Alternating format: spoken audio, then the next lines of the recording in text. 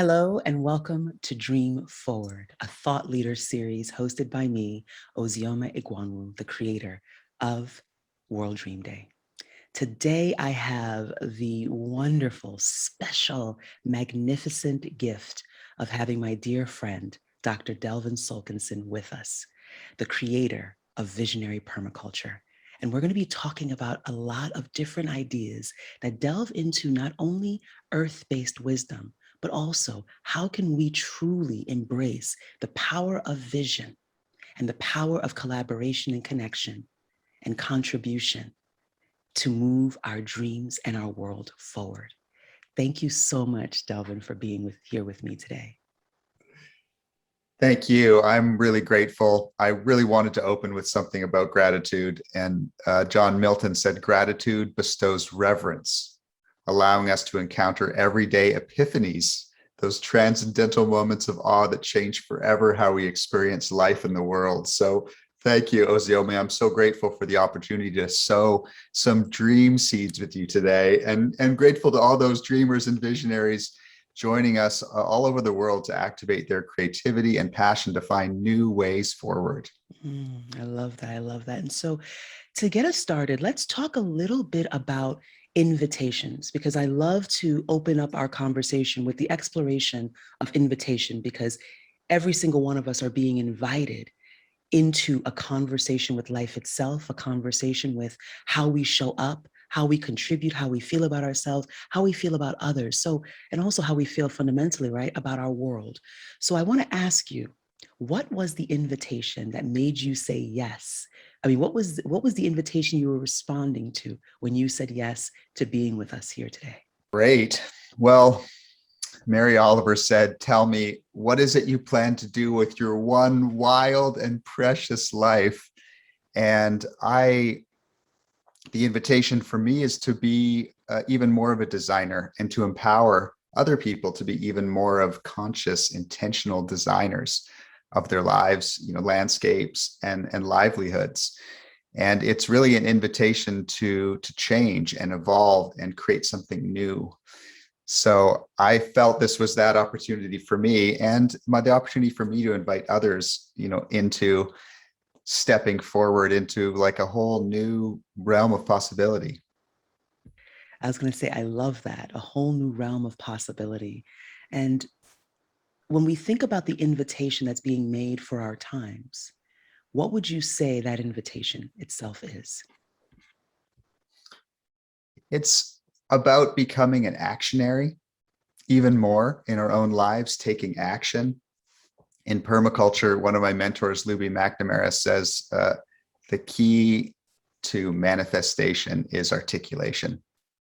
And furthermore, we're practicing manifestation through design and action.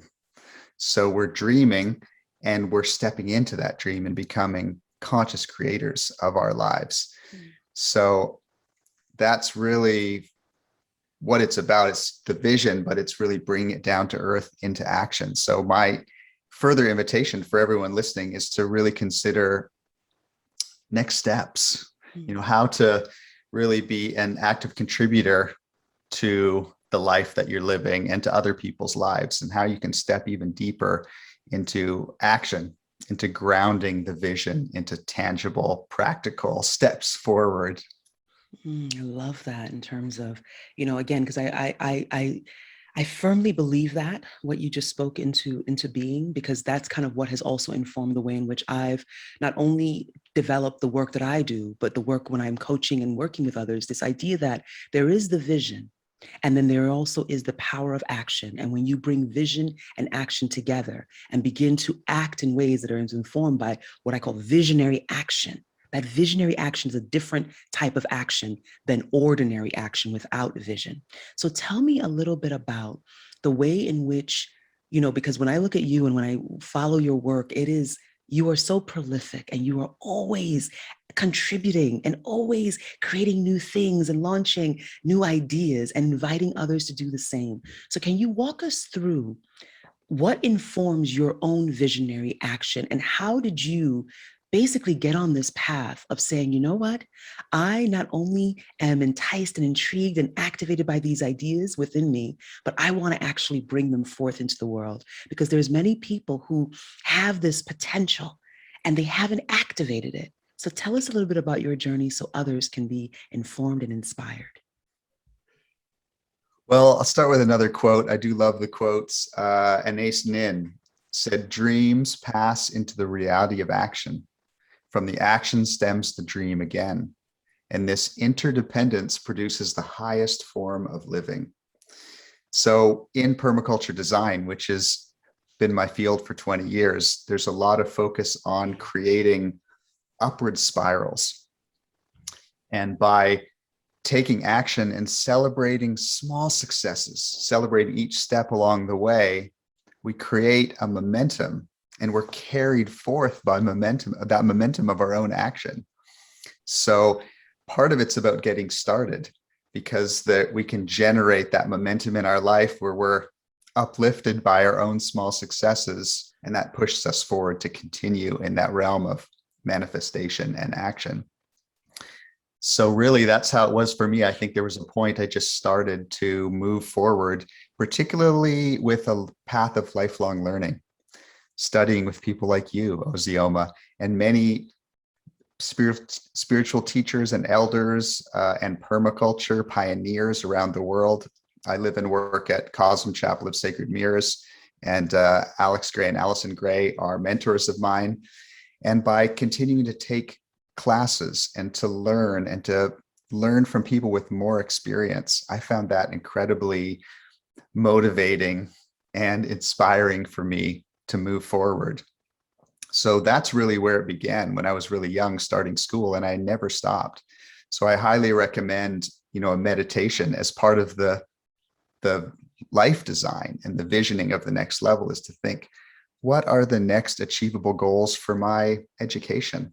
What reskilling might I want to do to up my skill level? What classes or courses could I take that will support me to do goal setting and take action in my own life to manifest, the dreams and passions and the creative life that I know I really want to live? And just stepping forward into that creates a momentum that you can just keep riding forward. And that's the upward spiral that I feel we can all generate in our lives just by continuing to move forward. I love that. I mean, what you're speaking about is an aspect that many people leave out, which is that it is a continuous journey of learning, reskilling, honing, refining, connecting with others, and it is never done. We are never finished. We are works in progress.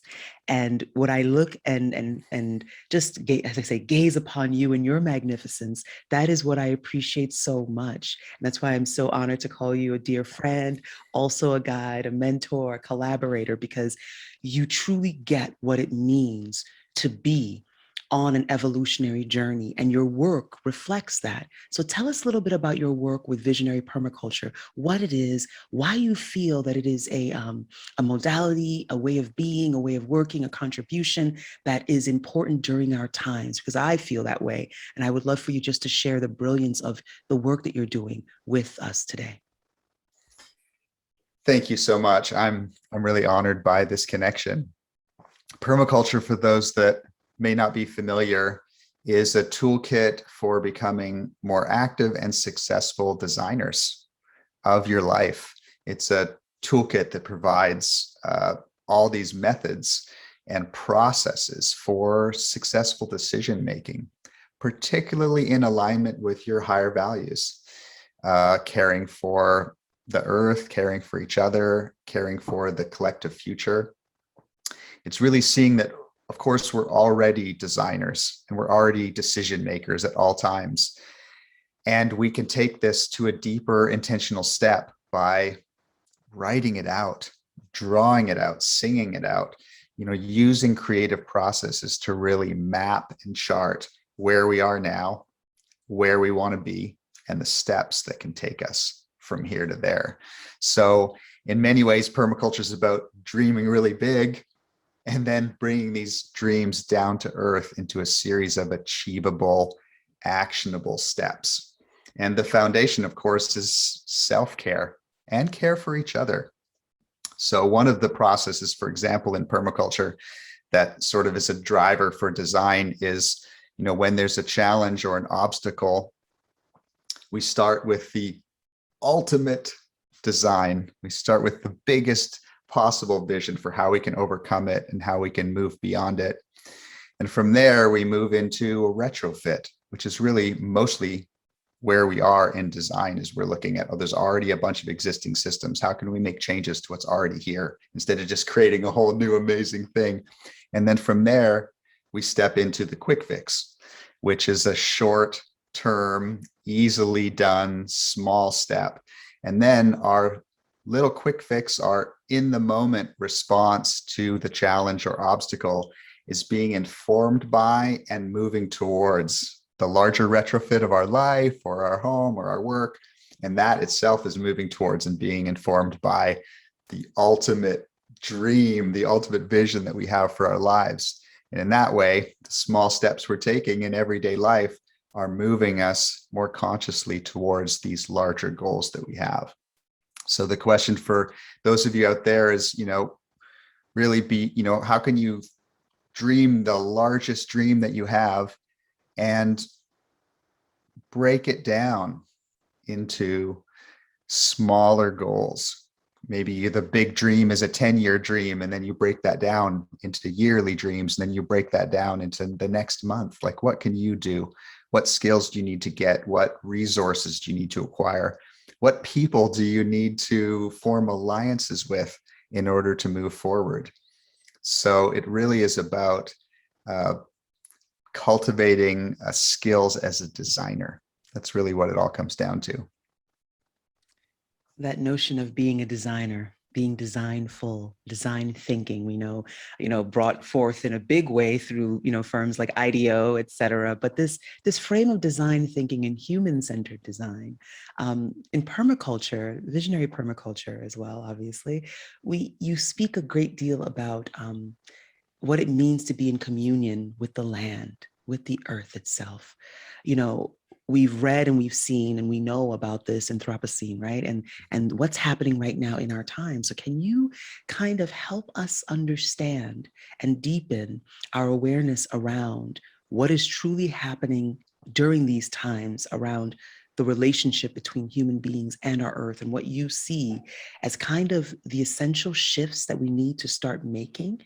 And what is that larger dream that we can move towards as it relates to our relationship with the land that we live on? Wonderful. Yeah, absolutely. I mean, I've just spent the last 16 days in stone circles and at sacred sites on my honeymoon in the Emerald Isle in Ireland, which has been an amazing source of nature connection. So I've been thinking a lot about this. One of my favorite writers is Rainer Maria Rilke, who said, if you stay close to nature, to its simplicity, to the small things hardly noticeable, those things can unexpectedly become great and immeasurable. I was talking with Mary Reynolds, the Irish garden designer, yesterday at her site in the Irish Forest Garden. And she was talking a lot about rewilding, which is one path to nature connection. And with the urbanization and industrialization of the world, there's this feeling that for some of us, we're not always as connected to nature as we could be. And of course, we're part of nature. We're not separate from nature, but there's something powerful that happens when we really tune in. And permaculture really provides motivation and encourages people to spend time rewilding, particularly in ancient growth systems. Just walk around. It's the ultimate classroom. Sit by a waterfall or walk through the forest, find the places, the parks and reserves and conservation areas and ancient ecosystems near where you live, and just spend time there. Just lay in the moss or the grass or on the stone. Also, connecting with natural time. There's something that Gregorian time has done, this artificial clock of months and days and hours and minutes has also created a sense of separation. Here at my work at Cosm Chapel of Sacred Mirrors, we really focus on the full moon and the new moon, and recognizing those times, spending time out in nature, doing intention setting, whatever kind of ritual work feels comfortable during those times. And I've been really syncing up on a 6-week program, which is absolutely ancient and has been observed by all civilizations from the beginning of time, which is the wheel of the year. And every 6 weeks, there is a natural time occurrence, which marks the turning of the seasons. Today is actually autumn equinox, which is so special that we get to meet, because today, all over the world, people from all cultures and all through time have been marking this as a turning point in the seasons, where the day and night are in a symmetrical alignment. So part of it's about just spending more time in nature and getting connected with nature's cycles.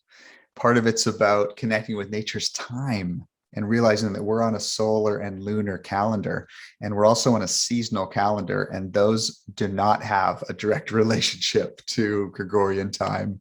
So the question for all of you is, how can you sync up and get connected more to nature and its timings? To go a little deeper, of course, practically with permaculture, getting connected to the growth cycle by growing your own food, or even just supporting people locally who are growing food, is a really powerful way to get connected as well. So I encourage that type of radical relocalization of getting your food, getting any products, any services from people in your own community. And this will engender relationships, strengthen the local community and economy, and really connect you up with others around you in a powerful way. And really, community is what it's all about. And it's the reason for the success of nature is that it's an ecological community. And the reason for the success of us as individuals is because we are part of community and we can achieve so much more together. So particularly during these times, I encourage everyone to consider how to deepen and build and honor your relationships, participate in, even organize cultural events, skill-based learning, experiential education, volunteering, getting involved in a community-based project, sharing your gifts. That's really what it's about too, is how can you participate more in community? I love that. Community means so much to me. Those who follow my work know that I had my own transformational community in a place called Newburgh, New York, the Newburgh Dream Center. And I still have so many fond memories of the work that we did there, and the work now that has gone from that local context to even more of an international and global context. And so, but the thing that people don't really understand is that community is not an easy thing to really, not only to create, but to also then cultivate and to nourish. And so you have been there, working and living and communing with Alex and Allison Gray at the Chapel of Sacred Mirrors. And I've had the great fortune of, speaking and teaching there and seeing and witnessing the brilliance of that beautiful community. But can you talk to us a little bit? Because I do believe that in the future, we will see more and more of people intentionally coming into a deeper level of communion with one another on these different, sites. People are buying land. People are coming and buying buildings together. There's different ways in which community is rising in a big way. What are some key lessons that you have learned by experiencing firsthand what I would call a gem of a community that's existing and thriving in the world today? So just share with us some of your experiences, and what do you feel is special about what has emerged at COSM and what we can learn about it from the communal context. Thank you, Ozioma. It's so inspiring to be with you today on celebrating World Dream Day and coming together in a new kind of community with people, from a distance as well, which is incredibly empowering. I mean, it's a new kind of community. And I was talking about relocalization and getting to know the people in your local community. but there's also something about finding like-minded people in the global community. I'll throw in another quote from a philosopher I love, Goethe, who said, to know someone who thinks and feels with us and who, even if distant, is close to us in spirit. This makes the earth for us an inhabited garden. And at COSM, we do a lot of in-person gatherings around full moons and new moons and solstices and equinoxes. And there's opportunities to come and dance and play together. This is how we were working in the past, but in the last year and a half, under this sequestration, we have opened ourselves up to more online community and cultivating connections with people from a distance, which has been incredibly rewarding. I'm sure there's people here today from all sorts of different countries around the world, and we will have more opportunity to meet in person along the way. And it's also a real incredible opportunity to realize ourselves as a global community, as a planetary culture.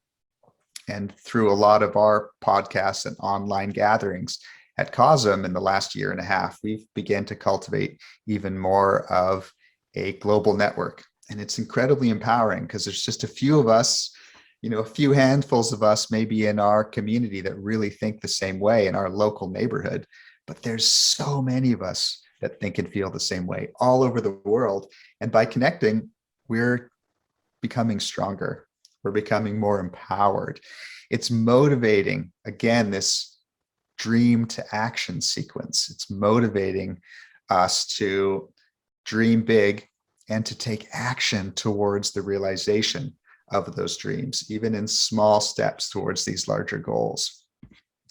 So for me, this opportunity with you and connecting with dreamers all over the world is really an expression of this emerging planetary culture, which holds so much potential and is very strong and very powerful. And I feel it will unlock all sorts of potentials to address some of the pressing concerns, environmental, political concerns that we're all facing because we're all in the same tiny blue planet, and also empower us to really become even more successful designers of our own lives and our own local community cultures.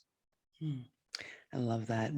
This, again, back to the nature of design, back to the nature of, dream to action. And one of the stages, there's a methodology that I teach called dreams to action. And it has those 4 stages of first being able to identify and connect with the dream, right? Then being able to communicate and declare it.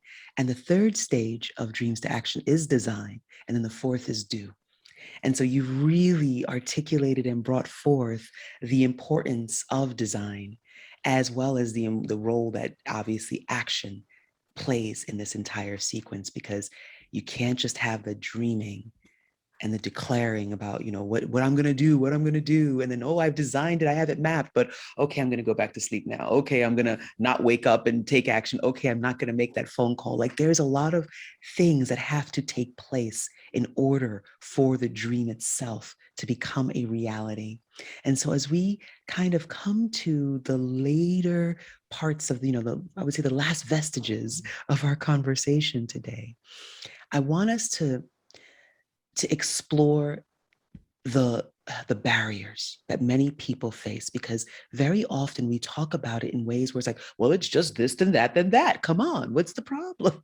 And people, including us, who are in the throes of this journey, know that it's not always easy, and that there are so many times when we face certain challenges that we have to be able to rise to the occasion and overcome.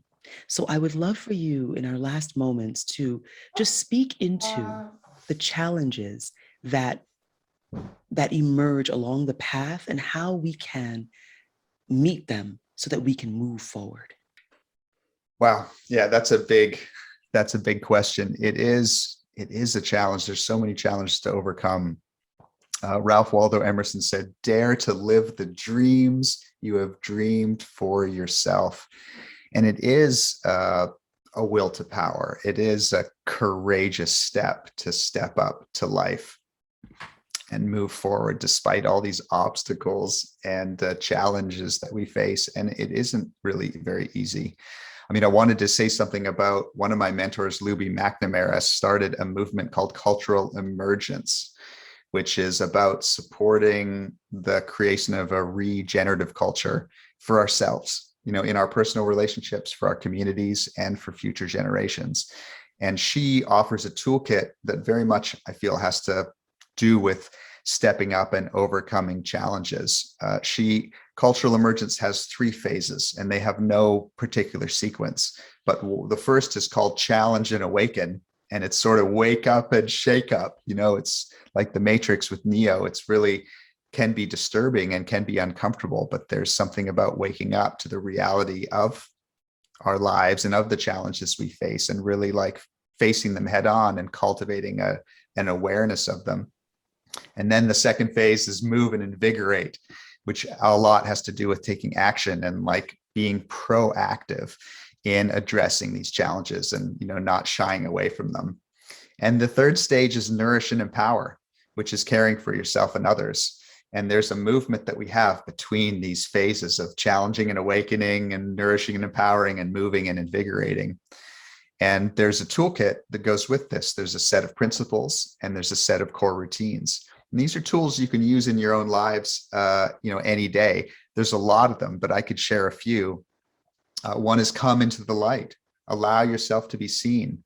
This is how you attract allies and build your life team, because it's not a journey to do alone. And one of the ways to address these challenges is to be on the journey with other people and allow yourself to be helped and ask for help and be a help for others. Another is anyone can raise the vibration, knowing that we're all capable of uplifting the situation, of unlocking the next level for ourselves and others. This is about being a solutionary and realizing that no matter how challenging the obstacles may seem, there is always a solution, and that solution is within our grasp. We are capable of unlocking the next level. And of course, allowing for the possibility of the seemingly impossible, keeping an open mind and heart, allowing ourselves to step up to life and to remain open that things that we may think are impossible actually aren't. And so that we don't close ourselves down to the solutions, and that we can really become solutionaries in the face of all of these challenges. There's a few core routines as well that you can practice, and I'll share a few of those. One of them is pattern disruption. And this is regularly break patterns to stay open. I mean, it's great to have routines of health and well-being and comfort, and also disrupting those patterns is a way to stay open and to be open to change and open to transformation, which I feel is really important on this wild journey. Connection practices we talked about a little bit already, different ways that we connect with ourselves and each other, and the natural world. And that can really be a source of strength and motivation. Appreciate and celebrate, celebrating our small successes every day with each other, celebrating each other's small successes too, and making life a celebration of the small and not just of the great, so that we're constantly generating momentum in our lives. Maybe we didn't conquer the big problem, but each step we took towards facing that problem is worthy of celebration. And that can really uplift us emotionally and fortify us in the journey. And finally, we've talked about it a lot today, but I love that Luby highlights it, Luby McNamara, in Cultural Emergence, is manifesting through design and action, taking that step into becoming more active creators of our life and more active participants in the lives of others and the lives of community. Wow. Such powerful, powerful sharings that you've given us to reflect upon and to incorporate into our own lives. And so I am so, so, so blessed and grateful that we had this conversation. I know those who are listening right now and watching are just like, wow, yes, yes, yes. And so Dr. Delvin Solkinson, creator of Visionary Permaculture, Are there any last words that you want to share with us as we close out today's conversation? Thanks so much for this opportunity, Ozioma. One of my heroes is Marianne Williamson, who said, "A miracle worker is an artist of the soul, and there's no higher art than living a beautiful life." And you live such a beautiful life and have been such a font of inspiration for me. And I feel that my journey, and as inspired by your journey, and I hope that this talk today has inspired some of the dreamers out there to just consistently work to becoming better, improving ourselves, living up more and more to our higher values. So the question for all the visionaries and dreamers out there to leave you with is, what can you do to live an even more extraordinary life? Thank you so much, Dr. Delvin Solkinson. It has been such a pleasure to spend this time with you, and just thank you. May you be well.